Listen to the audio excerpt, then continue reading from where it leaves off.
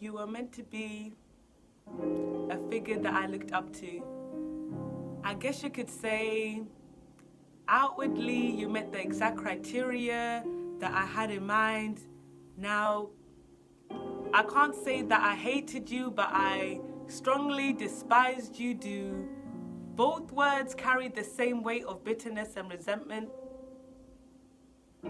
I know they say good things come to those who wait, but does that same notion still apply after 10 years of waiting with the same heartache, the same reoccurring pain, the same I'm learning from my mistakes continually applied to every situation?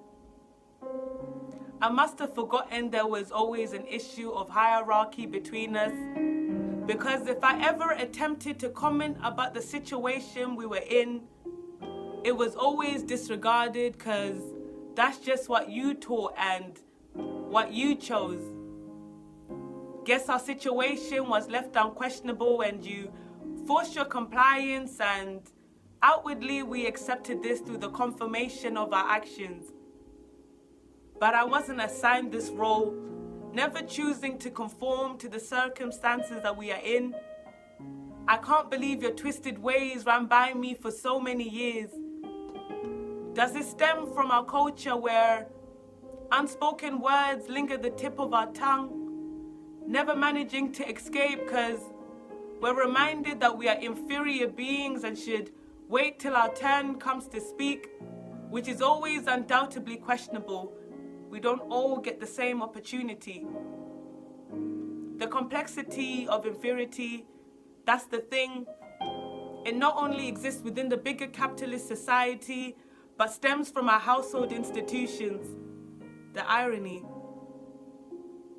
How do you deal with the loveless marriage which you feel is destined for the worst, but yet are continually told that what God has joined together no man can separate?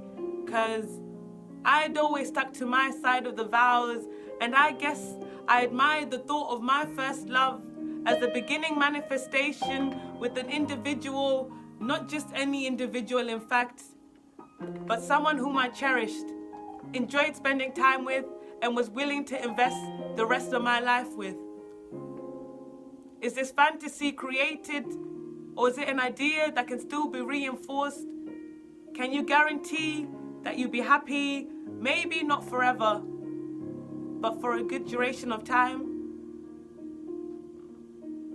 Till death do we part, utters the mouth of many couples in ceremonies, ready to dedicate their lives to a spouse greatly compatible with themselves. Do you understand the weight of these words? I always thought your spouse was meant to love you unconditionally, until I was rightfully corrected that only God can love you unconditionally. What does it mean to be loved unconditionally? Love that's never ending, transcends all things, and don't just quote it, allow it to be reflected within your life. See, a superficial kind of love is not what I'm after. Erasing the mindset of finding fulfillment through another individual. Failing to incorporate the concept of self-love. See, it's something you shouldn't seek. It naturally arises, so how can I give you my all when I'm empty inside? Using you as a way to fill up a void, to escape the realities of my actions. Commitment was always an issue that undermined our relationship. Filled by insecurities and twisted conceptions, trying to make ends meet. Now, I don't pity you for the position you are in, as you had to be stripped of everything to realize what you had. Though it took me a long time to realize, the longer I held a grudge against you, it only affected me more. Forgiveness is not something which easily arises, but I finally understand how. You were meant to be a lover, a friend, and my biggest supporter. But sometimes God puts us through things which we can never comprehend. But from it, a testimony arises.